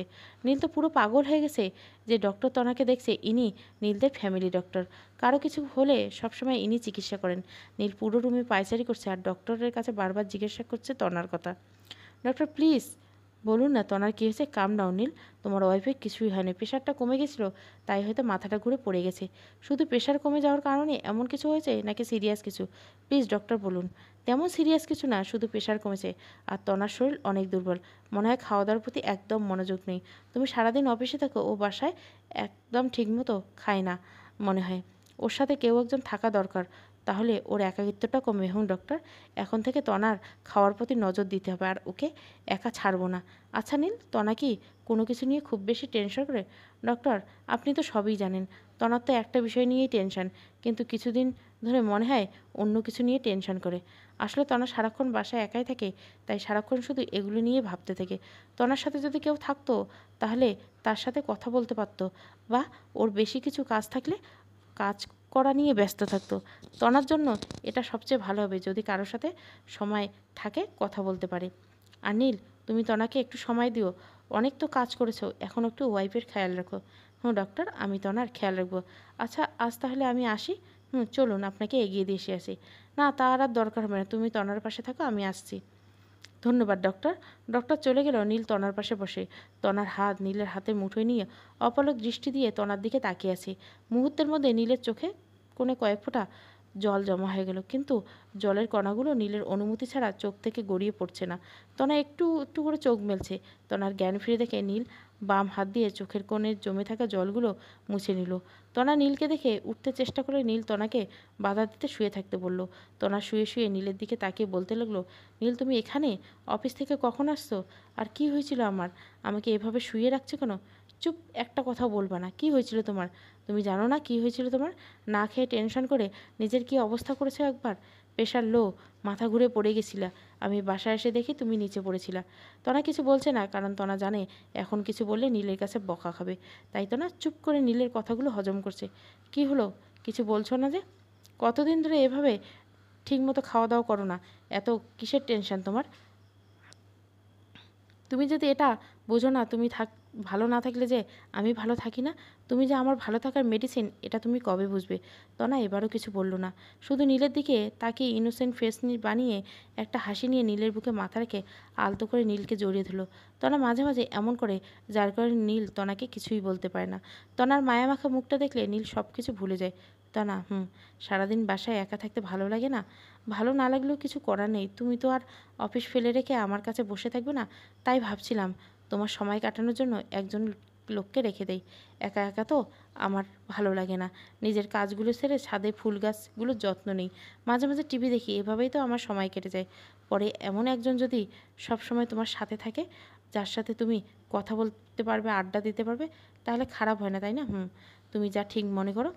নীল ওর স্টাডি রুমে বসে আছে, ফোনটা হাতে নিয়ে জাহিদকে কল দিল। কিছুক্ষণ রিং হওয়ার পর ওপাশ থেকে জাহিদ ফোন রিসিভ করলো। নীল এপাশ থেকে বলল, জাহিদ, আর্জেন্টলি নিউজ পেপারে কাজের লোকের বিজ্ঞাপন দাও, আমার 12 ঘন্টার মধ্যে একটা কাজের লোক চাই। ওকে স্যার, এক্ষুনি প্রস্তুত নিচ্ছি। নীল ফোন রেখে দরজার দিকে তাকিয়ে দেখে তনা দাঁড়িয়েছে। নীল তনাকে ডেকে, তনা কি হলো, দরজার সামনে দাঁড়িয়ে আছে কেন? ভেতরে এসো। না, ভাবছিলাম তুমি কাজে করছো, তাই তোমাকে ডিস্টার্ব করছে না। দূর, কিসের কাজ? আমি তো শুধু কাজের লোকের জন্য জাহিদের সাথে কথা বলছিলাম। তুমি বাসায় কাজের লোক রাখার জন্য এত ব্যস্ত হলে কেন? আমার রান্না কি তোমার কাছে ভালো লাগে না? আরে পাগলি, তার জন্য না। তুমি বাসায় একা থাকো, তোমাকে নিয়ে আমার টেনশন হয়। দেখলে না আজ কেমন একা বাসায় মাথা ঘুরে নিচে পড়েছিলে? আমি যদি বাসায় না আসতাম তাহলে কেমন হতো? নীল, তুমি আমাকে এত ভালোবাসো কেন? নীল তনাকে ওর কোলে বসায়, আলতো করে তনার গালে হাত রেখে বলে, তুমি যে আমার পাগলি বউ, তাই তোমাকে এত ভালোবাসি। তনা মিষ্টি করে হেসে দিয়ে নীলের নাক টেনে নিয়ে, তাই বুঝি মিস্টার হাজব্যান্ড? গো পাগলি বউ।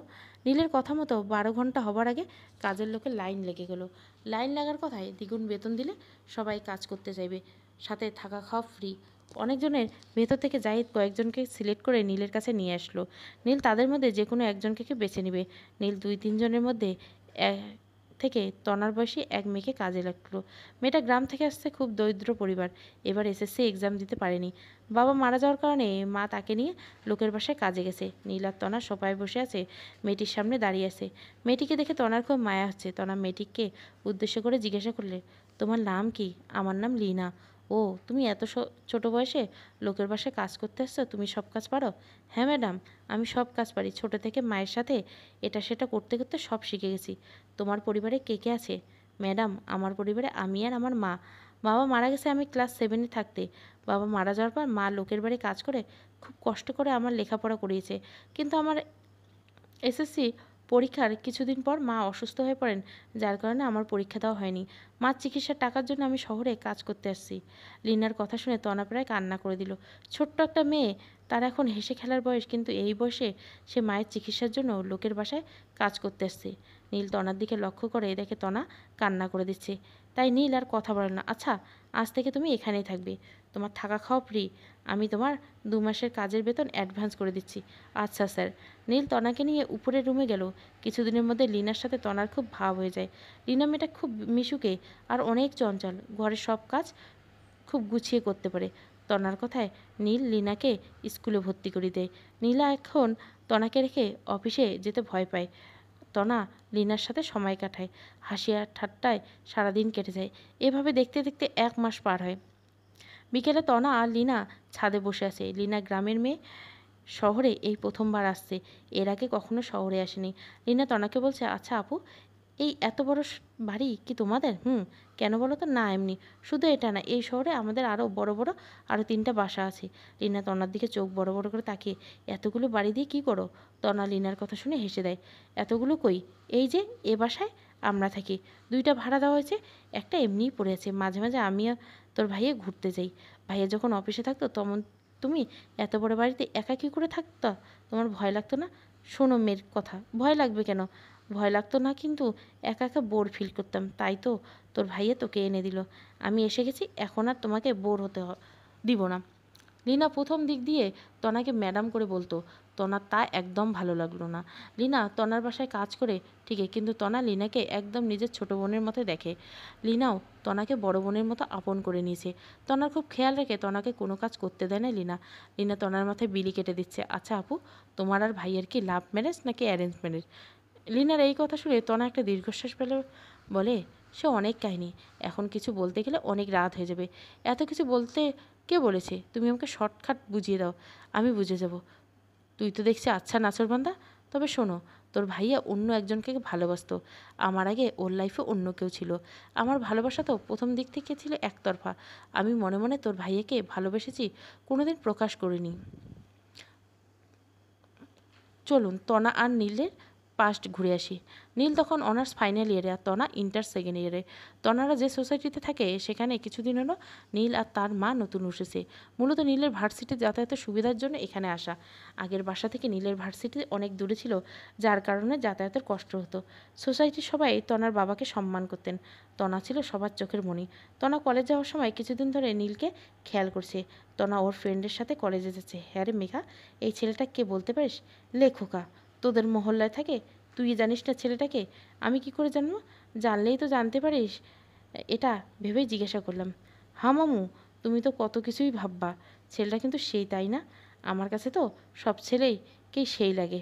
তুই যে একটা লুচ্চি মাইয়া, তাই তো তোর কাছে সব ছেলেকে ভালো লাগে। আমি লুচ্চি আর তুই তো দুধে দেওয়া তুলসী পাতা, তাই না? তার বলতে চুপ হারামি, এত ভালো করে দেখ, সেই 3 ঘন্টা ধরে হা করে ছেলেটাকে চোখ দিয়ে গিলে খাচ্ছিস। চোখ দিয়ে গিলে খাবো না রে, ভাবতেছি ছেলেটার সাথে কথা বলবো। তুই কথা বলবি, তাও একটা অচেনা ছেলের সাথে? এটা বলে মেঘা জোরে জোরে হাসতে লাগলো। তনা মেঘার বেনুনি ধরে জোরে টান দিয়ে, খুব হাসি পাচ্ছে তাই না? এই তনা ছাড়, আমার বেনুনি ছিঁড়ে যাবে, হিংসুটি কোথাকার। তোর লম্বা চুল নেই বলে আমার বেনুনি ছিঁড়তে চাস? তাহলে আগে বল, হাসলি কেন? আমি কি কোনো জোকস বলেছি?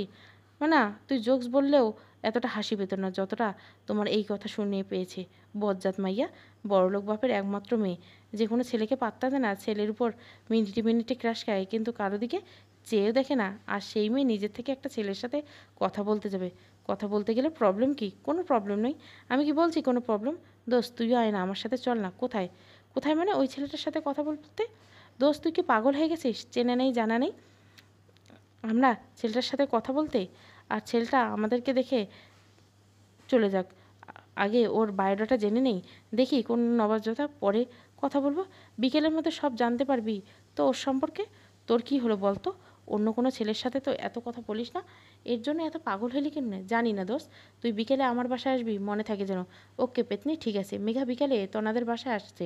তনা আর মেঘা ওর রুমে বসে কথা বলছে। মেঘা বক বক করেই যাচ্ছে। তনা মেঘার কথায় বিরক্ত হচ্ছে। মেঘা, তোর এসব ফালতু কথা অফ করে আমি যা জানতে চাইছি তা বল।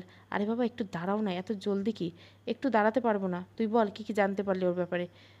এই, ওটা কে মামু? এখনই হয়ে গেল। তুই তো দেখছি আমার থেকেও ফাস্ট চলতে শুরু করেছিস। নাম জানি না, কি বলে ডাকবো? আচ্ছা যাই বল না দোস্ত প্লিজ।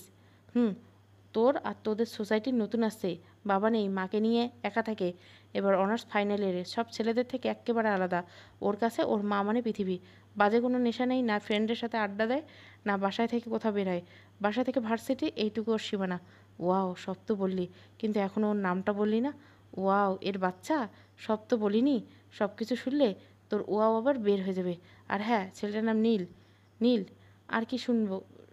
কি করে, কোথায় থাকে, কেমন ছেলে, সবই তো বললাম। আর কি বাকি আছে? আরও বাকি আছে দোস্ত। ওসব তুই শুনতে পারবি না, আসলে তুই নিতে পারবি না। ওসব শুনে তোর হার্ট অ্যাটাকও হতে পারে। ধুর, ভয় না দেখে কি বাকি আছে বল তো। বলবো তো, শিওর। আরে হারামি বল। মেঘা চোখ বন্ধ করে একদমই বলে, তোর ওই রোমিওর আগের থেকে একটা জুলিয়েট আছে। মেঘা কথাটা বলে এক চোখ খুলে তনার দিকে তাকালো। তনা মেঘার কথা শুনে দাঁড়ানো থেকে ধপ করে বসে পড়লো। তনা হা হয়ে বসে আছে, কিছু বলছে না। তনাকে এভাবে দেখে মেঘা তনাকে হালকা ধাক্কা দিয়ে, কিরে আছিস নাকি গেছিস? তনা চুপ করে আছে। দোস্ত আমি জানি তুই খুব একটা বড় শখ খাইছিস, কিন্তু চিন্তা করিস না, আমি তোর জন্য এর থেকে ভালো ছেলে খুঁজে দেবো। কি কি কি? আজ পর্যন্ত নিজের জন্য একটা ছেলে খুঁজে পেলি না, তুই কিনা আমার জন্য ভালো ছেলে খুঁজে দিবি? থাক দোস্ত, কান্দিস না, আমি আছি তো তোকে জ্বালানোর জন্য। আমার তো প্রথম থেকেই মনে হয়েছিল এত সুন্দর একটা ছেলে সিঙ্গেল থাকবে না। হ্যাঁ দোস্ত। আচ্ছা, রোমিও জুলিয়েটটার নাম কি? ঠিক মনে নেই, তবে অনিকা বা এমন কিছু হবে। তুই নাম দিয়ে কি করবি? কী আর করবো, কী করে জুলিয়েটটা? নীলের সাথে এক ক্লাসে পড়েছে, শুনেছি ওদের নাকি 2 বছরের রিলেশান। অনিকার ফ্যামিলি নীলকে মেনে নেয় না, না হলে করে ওরা বিয়ে করে নিত। বিয়ে? নীলের তো বাবা নেই, আর আর্থিক দিক দিয়েও নীলেরা এতটা সচ্ছল নেই, তাই সমস্ত সমস্যা। তোর জন্য আমার খুব কষ্ট হচ্ছে রে পেতনি। তোর লাভ স্টার্ট হওয়ার আগেই শেষ হয়ে গেল। তুই প্রেম না করে এত বড় একটা ছ্যাঁকা খেয়ে গেলি। সত্যি তোর জন্য মায়া হচ্ছে। আমার কি মনে হয় জানিস, তুই যে ছেলেগুলোকে পাত্তা দিতি না, ওরা তোকে বদদোয়া দিয়েছে, তাই তুই প্রেম না করেও ছ্যাঁকা খাইলি। ওই ছেলেগুলোর সাথে এত ভাব নেওয়া ঠিক হয়নি। দেখলি তো ছ্যাঁকা খাওয়া কত কষ্টকর। তবে রে হারামি, দাঁড়া, আজ তোকে লম্বা লম্বা সবগুলো চুল ছেড়ে নিব। তনা এই বলে মেঘার দিকে এগোতে লাগলো। মেঘা পিছন দিকে যেতে যেতে বলল, তনা একদম এগুলো করবি না, ওখানে দাঁড়া, ভালো হবে না কিন্তু। তনা মেঘার দিকে যেতে নিলে মেঘা রুমের ভিতরে দৌড় লাগালো, আর তনা মেঘাকে ধরার জন্য মেঘার পিছন পিছন দৌড়াচ্ছে। কী আর করার, নীলের তো আগের থেকে গার্লফ্রেন্ড আছে, তাই তনা ওর মনের অনুভূতিগুলো আর ডানা মেলতে দিল না। নীলের জন্য যা ফিল করেছিল সব অফ করে দিল। নীলকে দিয়ে দেখা হাজারো রঙিন স্বপ্নকে মাটি চাপা দিল। প্রথমে তনা নীলের কথা ভাবলে একটু একটু কষ্ট হতো, কিন্তু কিছুদিনের মধ্যে ভেতর থেকে সব ভুলে গেছে তনা। রোজ কলেজে যায়, আবার আগের মতো পড়ায় মনোযোগ দেয়। তনা কলেজে যাওয়ার মাঝে মাঝে নীলকে দূর থেকে দেখতো, কিন্তু মাঝে মাঝে কিছুদিন নীলকে দেখেনি। নীল তনার সামনে না পড়ায় নীলের কথা তনা ভুলেই গেছে। তনার বাবার এত এত গাড়ি থাকতেও তনা ওর সব ফ্রেন্ডদের সাথে বাসে করে কলেজে যায়। তনা বাসের জানলার পাশের সিটে বসে আছে, আর তনার পাশে বসে আছে মেঘা। তনা জানলার বাইরে মুখ করে বসে আছে, বাতাসের সাথে পাল্লা দিয়ে তনার চুলগুলো দোলকাচ্ছে। তনা বল, কিছুদিন ধরে তোর রোমিওকে দেখতে পাচ্ছি না কেন? হঠাৎ করে তো রোমিও কই গেল? আমি জানি না রে কই গেল, আমি কি ওকে নিয়ে বসে আছি? আর ও আমার রোমিও না, ও অন্য একজনকে ভালোবাসে। কই গেল ছেলেটা? আগে তো প্রায় বাস স্টপে দাঁড়িয়ে থাকতে দেখেছি, এখন কি ভার্সিটি যায় না? কে জানে। ওকে নিয়ে তো এত টেনশন হচ্ছে কেন? দূর, টেনশন কেন হবে? অনেক দিন ধরে দেখি না, তাই জানতে চাইলাম আর কি। কয়েক সপ্তাহ পর তনা বিকেলে প্রাইভেট পড়ে বাসায় ফিরছিল। এমন সময় দূর থেকে একটা ছেলেকে দেখতে পেলো। প্রথমে তনার কাছে ছেলেটা নীল মনে হলো। নীল এখানে এতদিন পর কোথা থেকে আসবে, এটা ভেবে তনা আবার নিজের মতো হাতটা শুরু করলো। কিছু দূর আসার পর তনা শিওর হলো এটা নীল। কিন্তু নীল এখানে এতদিন পর? মাঝের কিছুদিন সময় নীল কোথায় ছিল? এটা কি সেই নীল যাকে সে প্রথম দিন দেখে তনার ভালো লেগেছে? একই চেহারার হাল হয়েছে, এমন কি করে হলো? এমন হাজারো প্রশ্ন নিয়ে তনা নীলের সামনে এগিয়ে আসছে। নীলের অনেকটা সময় এসে তনা নীলকে দেখে অবাক হয়ে যায়। নীলের চুলগুলো উস্কো খুস্কো হয়ে গেছে, চোখের নিচে কালো হয়ে গেছে, একদম রোগা পাতলা হয়ে গেছে, মুখ ফ্যাকাশে, চেনাই যায় না যে এ সেই নীল। তনা এটা দেখে আরও অবাক হচ্ছে। নীল সিগারেট খাচ্ছে। নীলকে সিগারেট খেতে দেখে তনার অনেক রাগ হচ্ছিল, কিন্তু কেন এত রাগ হচ্ছিল তা তনা নিজেও বলতে পারছে না। তনার খুব ইচ্ছে করছিল নীলের কাছে গিয়ে ওর হাতটা ধরে সিগারেটটা নিয়ে মাটিতে ফেলে দেয়, কিন্তু সাহস হয়ে উঠল না, যার কারণে এই কাজটা করতে পারল না। তনার রোডের এপাশ থেকে নীল ওপাশে। তনার রোড ক্রস করার আগে, নীলের কাছে যাবার আগে একটা বাস এসে ওদের সামনে দাঁড়ালো, আর নীল বাসটাতে উঠে চলে গেল। তনা কিছুক্ষণ ওখানে দাঁড়িয়ে থেকে বাসায় চলে আসলো। বাসায় এসে নিজের রুমে গিয়ে ব্যাগটাকে ছুঁড়ে বেডের উপর ফেলে দিল। তনার আগে কটমাট করতে লাগলো, পুরো রুমে পায়চারি করতে লাগলো। তনা ভাবছে এখন কি করবে। কিছু ভেবে না পেয়ে তনা মেঘাকে ফোন দিল। হ্যাঁ তনা। তনা এপাশ থেকে রাগে জোরে চিল্লায়, তুই আজ প্রাইভেটে আসলি না কেন? আরে ঘুমিয়ে গেছিলাম, আম্মু ডাক দেনি, উঠে দেখি অনেক লেট হয়ে গেছে, তাই আর যাইনি। কিন্তু তোর কি হলো, এইভাবে চিল্লাচ্ছিস কেন? আমার আর কি হলো, কিছুই হয়নি। তুই এক্ষুনি আমার বাসায়। এখন? কিন্তু? হ্যাঁ এখন, কোনো কিন্তু না, তুই তাড়াতাড়ি আয়, অনেক কথা আছে তোর সাথে। মেঘা তনার বাসায় এসে এক দৌড়ে তনার রুমে গেল। তনা বেডে বসেছিল। মেঘা তনার পাশে বসে হাঁপাতে লাগলো। এভাবে আসতে বললি, কি হয়েছে? আজ ওই নীলকে দেখছি। নীলকে দেখছিস? ভালো কথা। এভাবে আমাকে প্যারা দিলি কেন হারামি? দেখ, হাঁপাতে হাঁপাতে আমার জীবন শেষ হয়ে গেল। নীলকে দেখছি, ভালো কথা। জানিস ও কী করছিল? ও সিগারেট খাচ্ছিল, একদম বাজে ছেলেদের মতো। কি? মেঘা বসা থেকে উঠে দাঁড়ালো। হতেই পারে না, আমি নিজে নীলের সম্পর্কে সব খবর নিয়েছি, ও এমন ছেলেই না। তোর কোথাও ভুল হচ্ছে। আমার কোনো ভুল হয় নেই, এটা নীল শিওর, আমি শিওর। আচ্ছা, তুই ওর সাথে কথা বলছিস? ও এতদিন কোথায় ছিল? ভার্সিটি যায় না কেন? এসব কিছু জানতে পেরেছিস? আমি ওর সাথে কথা বলিনি, ভাবেছিলাম বলবো, কিন্তু তার আগে ও চলে গেল। দোষ, তুই একদম চিন্তা করিস না, ওর খবর বের করতে আমার 2 মিনিট লাগবে না। কাল কলেজে তুই খবর পেয়ে যাবি পরের দিন। দোষ, দুটো নিউজ আছে, একটা গুড আর একটা ব্যাড নিউজ। কোনটা আগে শুনবি বল? তনা বেঞ্চের উপর পা ঝুলিয়ে বসে আছে। মেঘার কথা শুনে পা দোলাতে দোলাতে বললো, আগে গুড নিউজটাই বল। তাহলে শোন, নীল আর অনিকার ব্রেকআপ হয়ে গেছে। কি? শুধু কি ব্রেকআপ? অনিকা তো নীলকে ছ্যাঁকা দিয়ে অন্য একটা ছেলেকে বিয়ে করে নিছে। তনা বেঞ্চের উপর থেকে লাফ দিয়ে নেমে লাফাতে লাগলো। কী বলছিস তুই? সত্যি? সত্যি অনিকার বিয়ে হয়ে গেছে? তাই তো নীল রোমিও থেকে দেবদাস হয়ে গেছে। আর কী জন্য বললি? ও ব্যাড নিউজটা কি? ওটা কি? মেঘা মুখ কালো করে বলে, নীলের মা মারা গেছে। কি? কীভাবে হলো? নীলের মার কি হয়েছিল আর কবে মারা গেল? শুনেছি আগের থেকে নাকি অসুস্থ ছিল, কি হয়েছে তা বলতে পারবো না, কিছুদিন হলো উনি মারা গেছেন। আর এরপর অনিকা আর নীলকে ছেড়ে চলে যায়। তাই তো নীলকে দেখছি না কিছুদিন। ওর সাথে এত কিছু হয়ে গেছে, আমরা কিছুই জানতে পারলাম না। কাল ওকে দেখে আমার বোঝা উচিত ছিল ওর কিছু একটা হয়েছে। মনে হয় কয়দিন ঠিকমতো খাওয়া তো দূর, ঠিকমতো গোসলও করেনি। মুখ কেমন ফ্যাকাশে, চুল উস্কো খুস্কো, কেমন দেখাচ্ছিল ওকে। এ কিছুদিনই এত কিছু হয়ে গেল। এখন কি করব আমরা? কি করব মানে? ও একটা মেয়ের জন্য ওর লাইফটা এভাবে নষ্ট দিবে, তা কি আমরা চেয়ে দেখব? ওকে বোঝাতে হবে কারো চলে যাওয়ার কখনো সময় থেমে থাকে না। ও যদি ওর মায়ের চলে যাওয়া মেনে নিতে না পারে, তাহলে তো হবে না।